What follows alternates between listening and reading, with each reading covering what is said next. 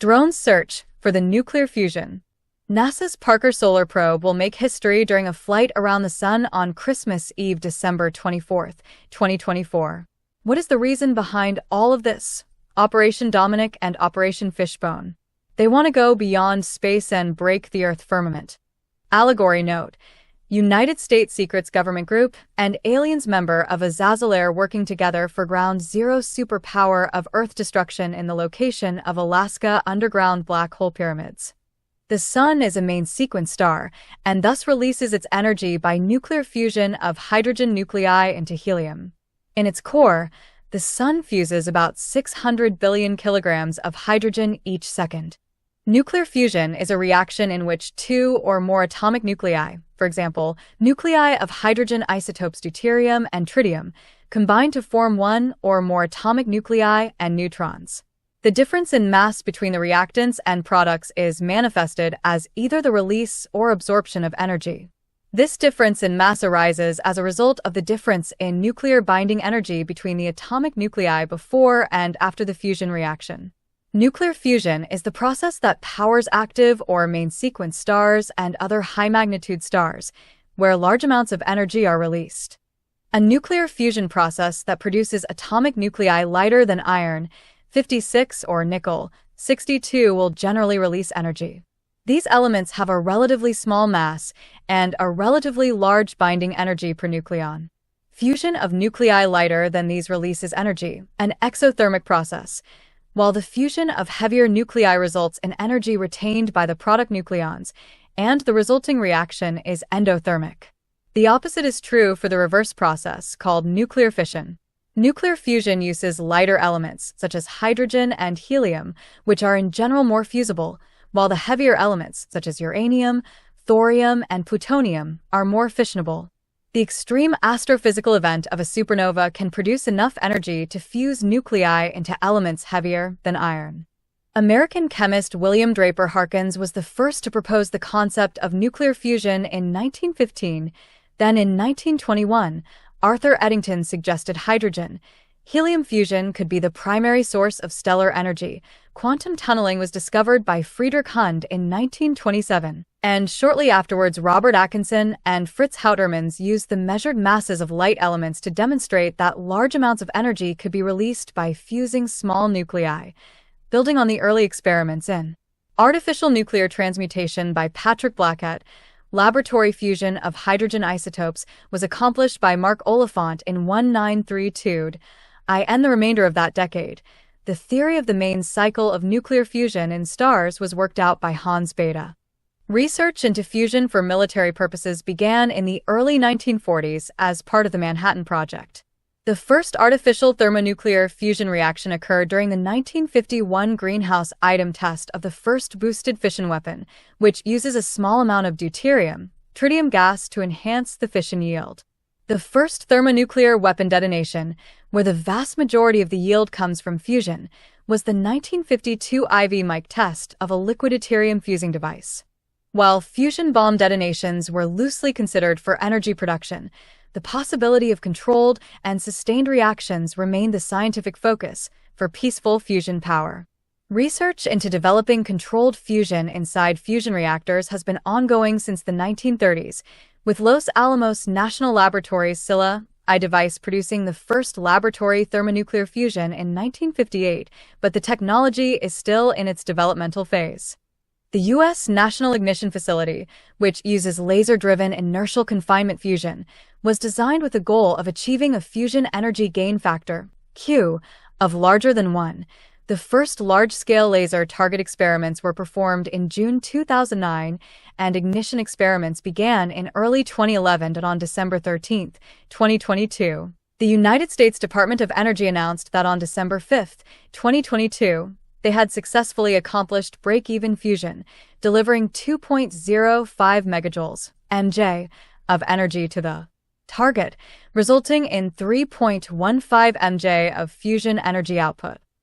Prior to this breakthrough, controlled fusion reactions had been unable to produce break-even, self-sustaining, controlled fusion. The two most advanced approaches for it are magnetic confinement, toroid designs, and inertial confinement, laser designs. workable designs for a toroidal reactor that theoretically will deliver 10 times more fusion energy than the amount needed to heat plasma to the required temperatures are in development, see ITER. The ITER facility is expected to finish its construction phase in 2025. It will start commissioning the reactor that same year and initiate plasma experiments in 2025, but is not expected to begin full deuterium-tritium fusion until 2035. Private companies pursuing the commercialization of nuclear fusion received $2.6 billion in private funding in 2021 alone, going to many notable startups including but not limited to Commonwealth Fusion Systems, Helion Energy Incorporated, General Fusion, TE Technologies Incorporated, and Zap Energy Incorporated. 14. One of the most recent breakthroughs to date in maintaining a sustained fusion reaction occurred in France's West Fusion Reactor. It maintained a 90 million degree plasma for a record time of 6 minutes. This is a tokamak-style reactor, which is the same style as the upcoming ITER reactor. The process. The release of energy with the fusion of light elements is due to the interplay of two opposing forces: the nuclear force, a manifestation of the strong interaction, which holds protons and neutrons tightly together in the atomic nucleus, and the Coulomb force, which causes positively charged protons in the nucleus to repel each other. Lighter nuclei smaller than iron and nickel, are sufficiently small and proton-poor to allow the nuclear force to overcome the Coulomb force. This is because the nucleus is sufficiently small that all nucleons feel the short-range attractive force at least as strongly as they feel the infinite-range Coulomb repulsion. Building up nuclei from lighter nuclei by fusion releases the extra energy from the net attraction of particles. For larger nuclei, however, no energy is released because the nuclear force is short-range and cannot act across larger nuclei. Fusion powers stars and produces virtually all elements in a process called nucleosynthesis. The Sun is a main sequence star and, as such, generates its energy by nuclear fusion of hydrogen nuclei into helium. In its core, the Sun fuses 620 million metric tons of hydrogen and makes 616 million metric tons of helium each second. The fusion of lighter elements in stars releases energy and the mass that always accompanies it. For example, in the fusion of two hydrogen nuclei to form helium, 0.645% of the mass is carried away in the form of kinetic energy of an alpha particle or other forms of energy, such as electromagnetic radiation. It takes considerable energy to force nuclei to fuse, even those of the lightest element, hydrogen. When accelerated to high enough speeds, nuclei can overcome this electrostatic repulsion and be brought close enough such that the attractive nuclear force is greater than the repulsive Coulomb force. The strong force grows rapidly once the nuclei are close enough, and the fusing nucleons can essentially fall into each other, and the result is fusion. This is an exothermic process. Energy released in most nuclear reactions is much larger than in chemical reactions because the binding energy that holds a nucleus together is greater than the energy that holds electrons to a nucleus.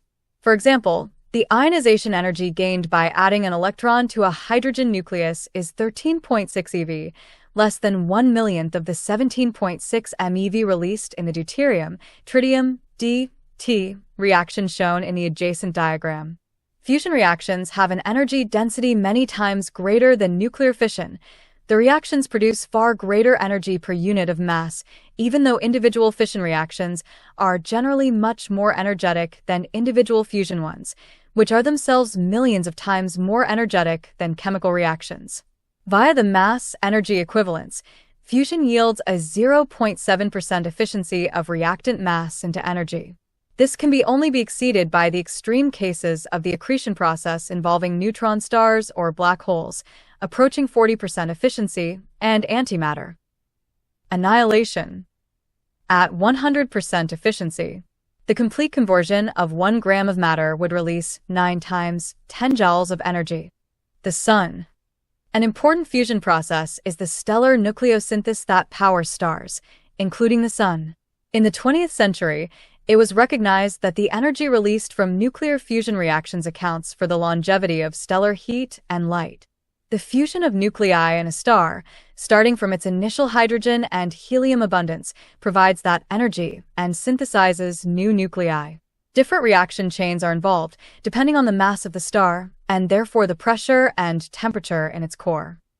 Around 1920, Arthur Eddington anticipated the discovery and mechanism of nuclear fusion processes in stars in his paper The Internal Constitution of the Stars. 2021 At that time, the source of stellar energy was unknown. Eddington correctly speculated that the source was fusion of hydrogen into helium, liberating enormous energy according to Einstein's equation E equals mc2.